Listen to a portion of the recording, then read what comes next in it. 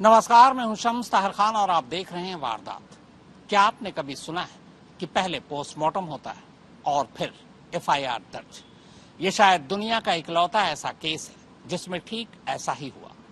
कोलकाता की junior doctor की लाश सुबह 6 बजे मिलती है, पोस्टमार्टम शाम 4 बजे होता है, रात 8:30 बजे लाश घर वालों को सौंपी जाती है और इसके बाद रात 11:15 बजे पहली बार रेप और मर्डर का एफआईआर दर्ज होता है।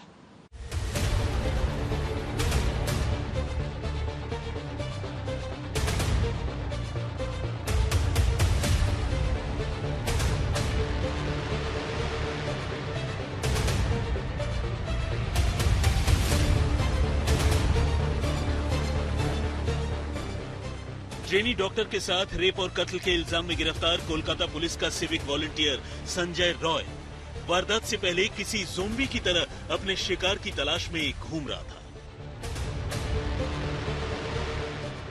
8 और 9 अगस्त की दरमियानी रात को उसने आरजी कर अस्पताल में ट्रेनी डॉक्टर के साथ ज्यादती करने के बाद उसका कत्ल तो कर दिया, लेकिन कत्ल से पहले और कत्ल के बाद भी वो दूसरी लड़कियों के साथ बदतमीजी और छेड़छाड़ करता रहा। रॉय को गिरफ्तार करने के बाद सीबीआई ने जब पिछले 24 घंटे की उसकी हरकतों की स्कैनिंग शुरू की तो उसके बारे में ऐसी जानकारियां निकलकर सामने आई जिन्होंने जांच अधिकारियों को भी सन्नाटे में डाल दिया। 8 और 9 अगस्त के दौरान संजय रॉय अलग अलग वाहनों से कुल 4 बार आरजी कर अस्पताल के अंदर गया था। इनमें से 3 बार तो वो अस्पताल के अंदर घूम फिरकर राउंड लगाकर बाहर निकल आया, लेकिन चौथी और आखिरी बार जब वो अस्पताल से बाहर निकला तब तक उसके हाथों ट्रेनी डॉक्टर का रेप और कत्ल हो चुका था। लेकिन बात इसके आगे भी है। तफ्तीश में ये पता चला है कि संजय रॉय वारदात वाली रात अस्पताल के पास ही एक रेड लाइट एरिया में भी गया था और वहां से लौटते हुए उसने रास्ते में भी एक लड़की से छेड़छाड़ की थी। यहां तक कि रेप और कत्ल की वारदात के बाद भी उसने एक महिला को फोन किया और उसके साथ भी उसका व्यवहार एक परवर्ट यानी सिरफिरे की तरह ही रहा। 8 अगस्त को आरजी कर अस्पताल में 4 बार चक्कर लगाने के दौरान संजय रॉय एक बार अपने एक सिविक वॉलंटियर दोस्त के साथ अस्पताल के अंदर गया। असल में उस वॉलंटियर दोस्त का एक रिश्तेदार अस्पताल में भर्ती था और रॉय उसी रिश्तेदार को देखने जाने के बहाने से अस्पताल में घूम रहा था। तफ्तीश में पता चला है कि इस वारदात को अंजाम देने के बाद संजय ने एक महिला को फोन किया जिसे उसने दीदी कहकर संबोधित किया, मगर हकीकत यही है कि उसने इस महिला के साथ भी बदतमीजी की। अस्पताल से बरामद एक सीसीटीवी फुटेज में 8 अगस्त की रात को संजय रॉय अस्पताल से बाहर निकलता हुआ दिखाई दे रहा है। छानबीन में पता चला कि रात को अस्पताल से निकलने के बाद अपने एक सिविक वॉलंटियर दोस्त के साथ संजय रॉय पहले सोनागाछी के रेड लाइट एरिया में गया। वहां उसका दोस्त तो एक जिस्म फरोशी के अड्डे में चला गया, लेकिन संजय बाहर ही खड़ा रहा। इसके बाद दोनों वहां से फिर साउथ कोलकाता के एक दूसरे रेड लाइट एरिया चेतला में गए, लेकिन यहां भी संजय का दोस्त अड्डे के अंदर गया और वो बाहर ही खड़ा रहा। और फिर यहीं से वापसी के दौरान उसने एक लड़की से छेड़छाड़ की और उससे उसकी न्यूड तस्वीरें मांगी। यानी वारदात के 24 घंटे के दौरान वो एक एक कर 2 रेड लाइट एरिया में गया। पहले वो एक दोस्त के साथ सोनागाछी गया, फिर वो उसी दोस्त के साथ चेतला के जिस्म फरोशी के अड्डे में पहुंचा, लेकिन दोनों ही जगह उसका दोस्त अंदर गया और वो बाहर खड़ा रह गया। लौटते हुए रास्ते में एक लड़की से उसने छेड़छाड़ की, आधी रात को डॉक्टर का रेप और मर्डर किया और फिर से एक महिला को फोन कर उससे भी बदतमीजी की। उस रात हत्याकांड से पहले ये संजय आरजी कर हॉस्पिटल के पीछे बैठकर और एक आदमी के साथ दारू पी थी और उस वक्त जो साथ था वो भी कोलकाता पुलिस के और एक सिविक वॉलंटियर दारू पीने के बाद आधी रात में वो निकल गया एक रेड लाइट एरिया पे जहाँ जो है सोनागाछी, जो उत्तर कोलकाता में है, वो सोनागाछी में जाकर वहां से फिर से चेतला एरिया है जो साउथ कोलकाता के और एक एरिया जहां पर और एक रेड लाइट एरिया है, वहां पर भी गया था संजय उस व्यक्ति को लेकर जो भी कोलकाता पुलिस के एक सिविक वॉलंटियर की काम करते हैं। इसी के दौरान जिस टाइम वो आधी रात में रेड लाइट एरिया पे था, उसी दौरान रास्ता से गुजरने वाली एक लड़की को उसने छेड़छाड़ किया। ऐसे भी जानकारी सामने आ रही है कोलकाता पुलिस के सूत्रों से। इसके बाद उसने एक औरत को फोन करके उनकी न्यूड फोटो मांगा।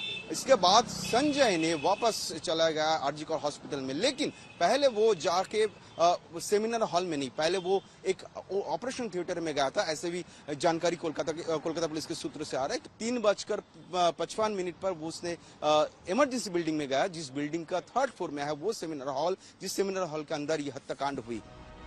संजय रॉय की इन हरकतों को देखकर ही ये साफ है कि उसके दिमाग में लड़कियों के करीब आने और उनसे ज्यादती करने का फितूर किस कदर हावी था कि वो एक के बाद एक लगातार उन्हें अलग अलग तरीकों से टारगेट कर रहा था। रेप और मर्डर के मामले में जब संजय रॉय को गिरफ्तार करने के बाद सीबीआई ने उसकी जन्म कुंडली निकाली तो उसे संजय रॉय के बारे में और भी हैरान करने वाली बातें पता चली। साफ हुआ कि संजय रॉय पर इसके अलावा पहले भी महिलाओं और लड़कियों के साथ छेड़छाड़ करने के इल्जाम लग चुके हैं। यहाँ तक कि उसने अपने ही मोहल्ले में भी कई लड़कियों से बदतमीजी की है और तो और वो अपने इलाके में हफ्ता वसूली भी किया करता है। लेकिन ये तो रही पोर्न फिल्मों के एडिक्शन से जूझ रहे रेप और मर्डर के आरोपी संजय रॉय के 24 घंटे की हरकतों का ब्यौरा। कत्ल के बाद मौका वारदात को लेकर अब भी कुछ ऐसे अनसुलझे सवाल हैं जिनका जवाब सीबीआई तलाश रही है। इनमें सबसे बड़ा सवाल तो यही है कि क्या ट्रेनी डॉक्टर के साथ रेप और कत्ल की वारदात को कहीं और अंजाम दिया गया और फिर लाश को लाकर सेमिनार रूम में फेंक दिया गया। डॉक्टर के घर वालों ने मौका वारदात को देखकर कुछ ऐसे ही सवाल उठाए और अब सीबीआई भी इस पहलू को खंगाल कर देख रही है। छानबीन में सीबीआई को पता चला है कि 9 अगस्त की सुबह मृत ट्रेनी डॉक्टर को नींद से जगाने के लिए उसका एक कलीग अस्पताल के सेमिनार हॉल में पहुंचा था, लेकिन उसे लगा कि शायद डॉक्टर सो रही है और वो वापस चला गया, जबकि तब तक उसका कत्ल हो चुका था और सेमिनार रूम में उसकी लाश पड़ी थी।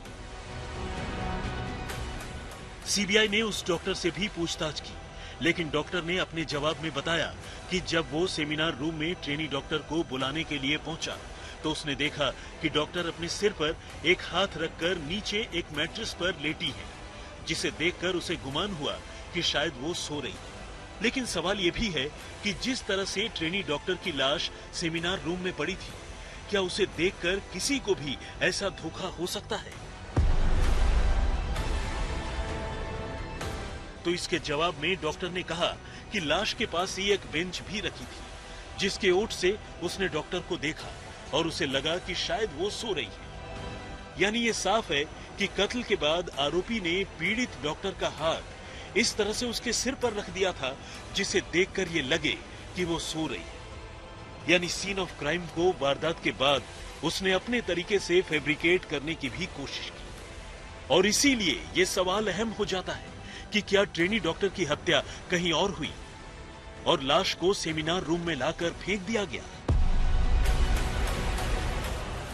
सीन ऑफ क्राइम के मुआयने के बाद कुछ ऐसे ही और भी सवाल हैं जिनके तह तक सीबीआई जाने की कोशिश कर रही है।